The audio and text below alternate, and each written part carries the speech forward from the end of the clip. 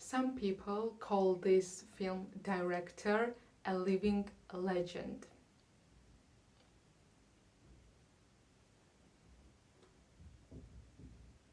A living legend. I don't think so. Hello everyone, Salome here. Welcome or welcome back to my channel. Today we have a very juicy video. The filmmaker I'm going to talk about is very loved and nurtured by today's society. I'm very excited to make this video because I have a lot of points written down. I wasn't lazy to do a bit more than I usually do. I watch a lot of films and I don't feel the necessity to dive in each filmmaker's filmography, but this filmmaker is so loved and so encouraged. He received a lot of awards for his latest films, so I felt a bit of responsibility to give him a credit and watch a bit more to review his latest film. However, I just cannot talk about his films without a little wine, so I made myself clean twain. I love Christmas for this drink, honestly. So, today we are going to speak about Park Chan-wook's Decision to Live, his latest film that was released in 2022 and has received a lot of awards, a lot of international recognition. I googled a bit of reviews of him and most people have positive reviews about this film. So I was really looking forward to watch this film. And in general, I'm a massive South Korean film fan. I have my own favorite filmmakers, which I will talk about briefly here. Before we actually dive into this film, I just want to make my usual disclaimer. These are just my opinions. You should watch whatever film you like watching. We have our own subjective opinions about films. That's why I love this art. And truly, I don't mean to discourage people towards watching this film. It's just I want to share my opinion and I want to actually put this review out there because this is a different review among Park Chan-wook's films reviews. So I just want to give my voice a platform as well because I know if I think this way, I know for sure that 1% of the society maybe agrees with me and I don't want them to feel left out like I feel regarding this film. Okay, Decision to Live by Park Chan-wook is a recent film. It's about a detective who investigates a murder that happened in a beautiful landscape. A guy fell down or was pushed from the cliff. And while this investigation is going on, this detective meets the woman, the wife of this murdered or killed or I don't know, dead man, and he gradually starts to develop some type of feelings or falls in love with this widow. People who think this film is creative or unique talk about the symbolism in this film, the enigmatic love story that develops between widow and the detective, the investigator, the cinematic execution, and also they talk about the soundtracks of this film. When I was watching this film, to be honest, I could not help myself to be utterly bored. I found the characters and the symbolisms that people are talking about very obvious, and for me personally the symbolism only works in the film when it's indirect, when I have to find some type of correlation between the ocean and the lady, or between a guy and his profession.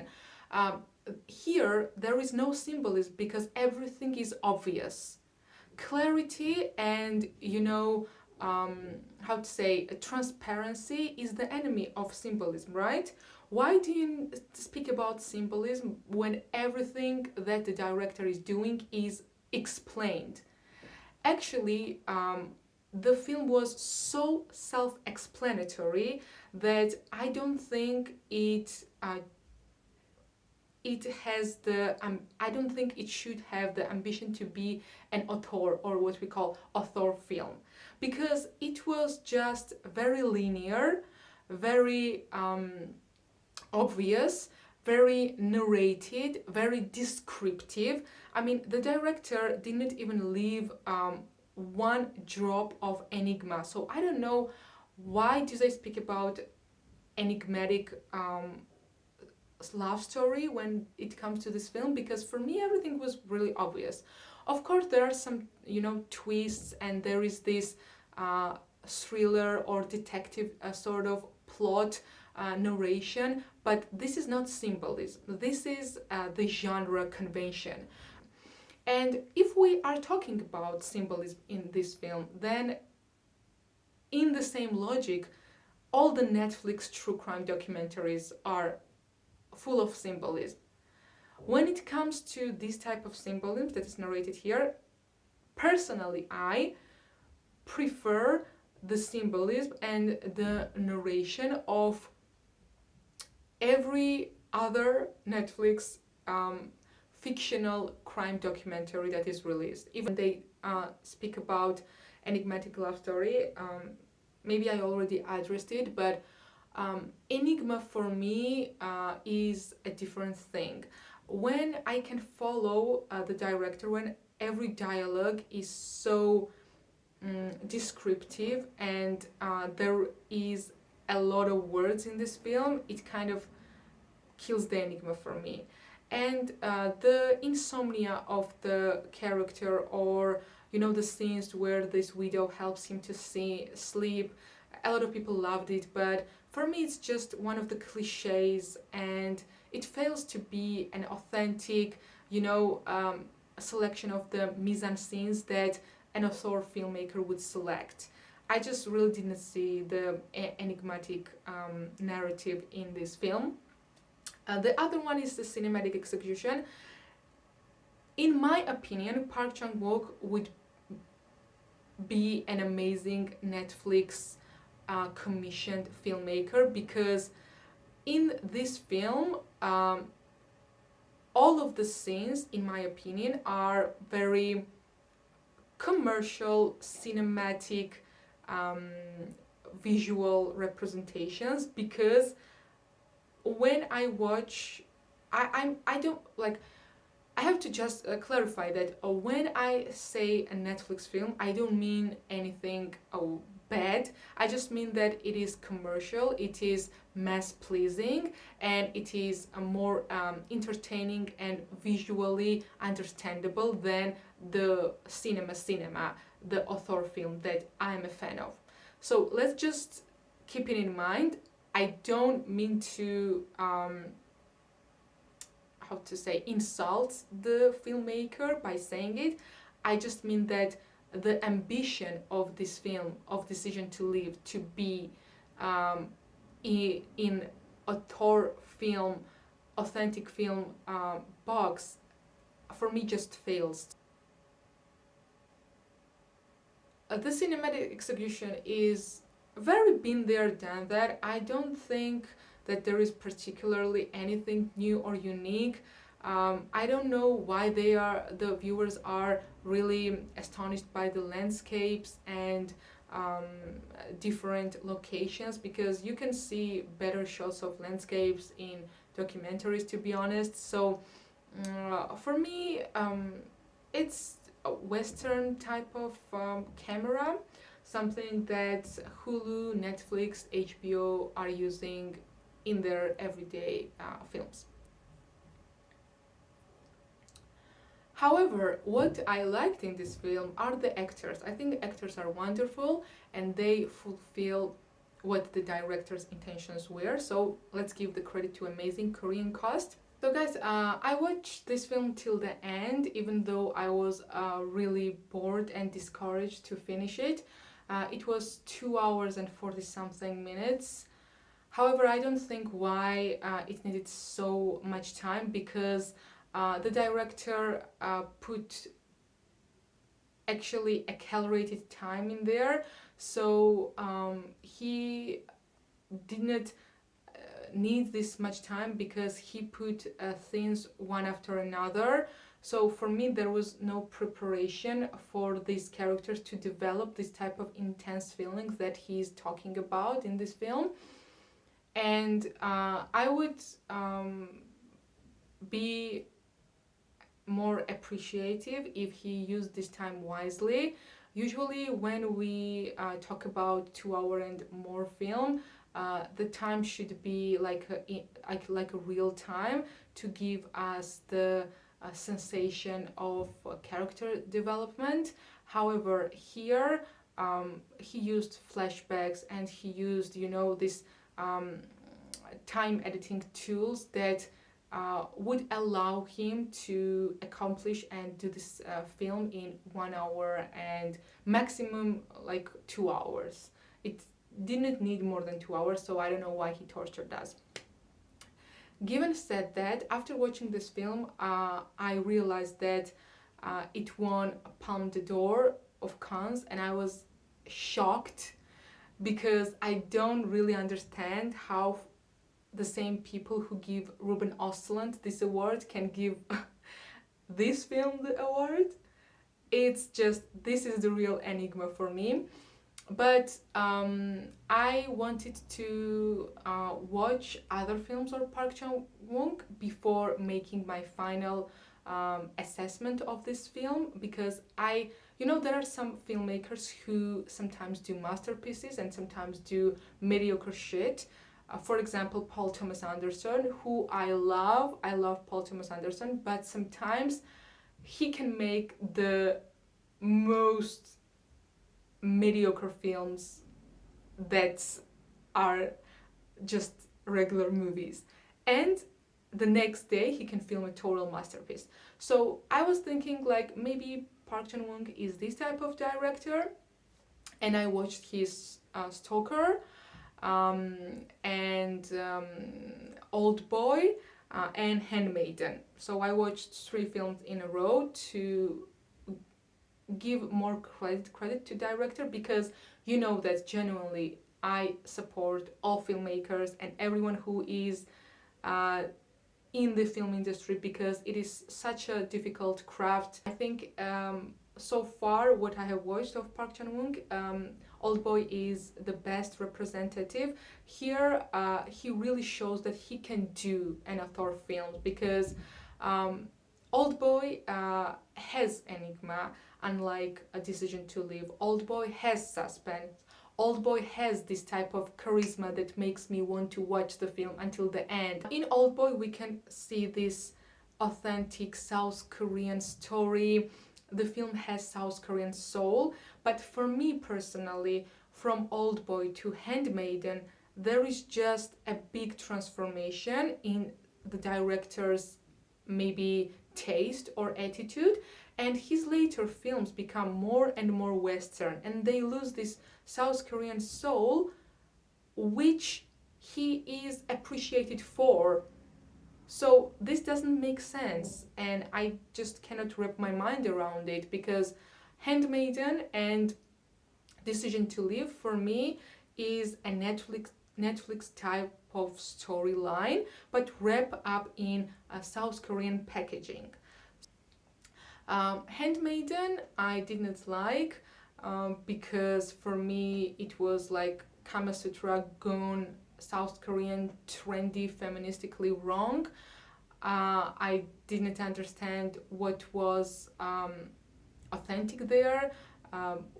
The story fails to make me feel compassionate about any of the character.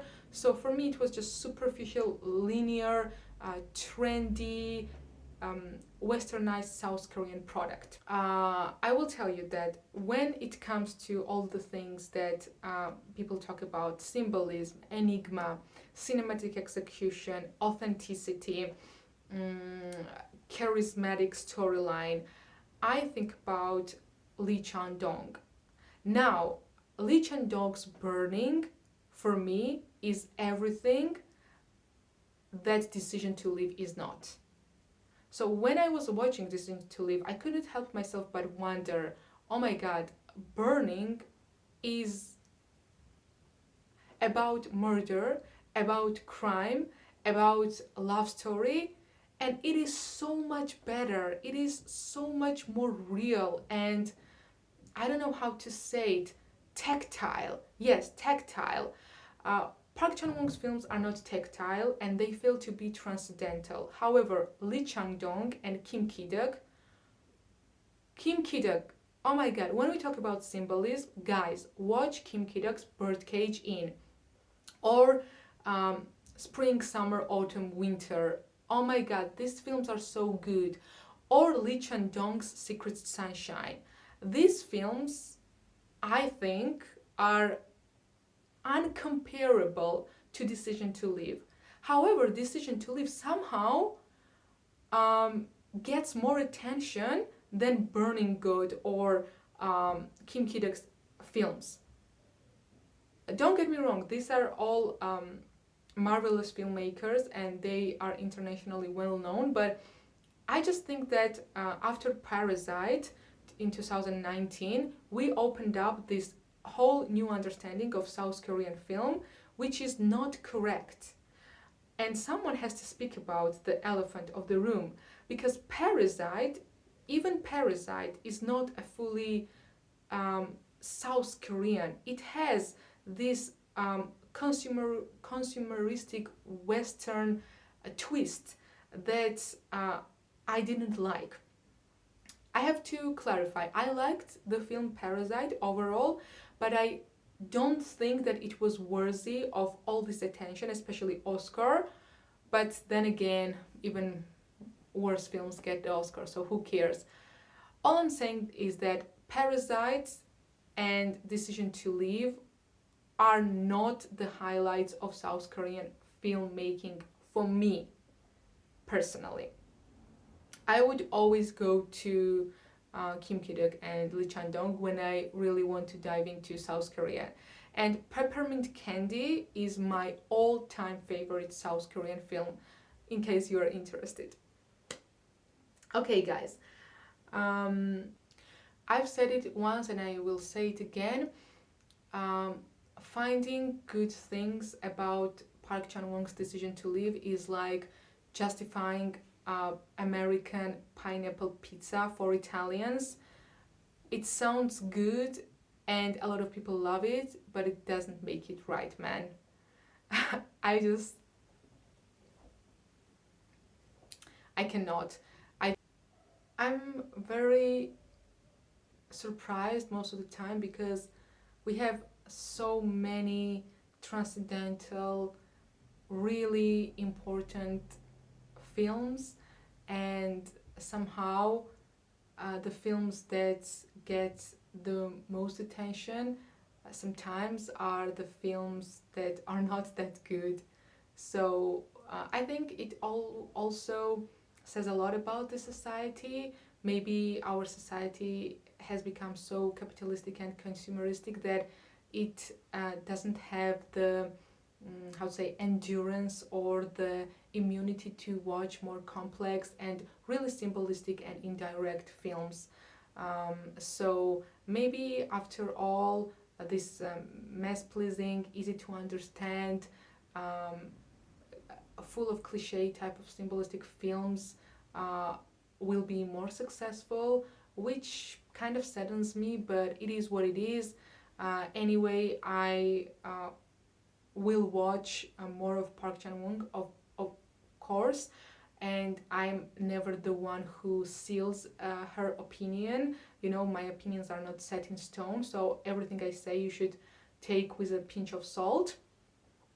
I actually don't like to speak with people that much who agree with me on most things, because yeah, it's more stimulating to discuss the differences.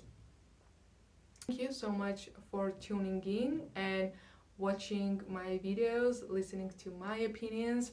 So let me know which film you loved in 2022. See you next time and enjoy the weekend.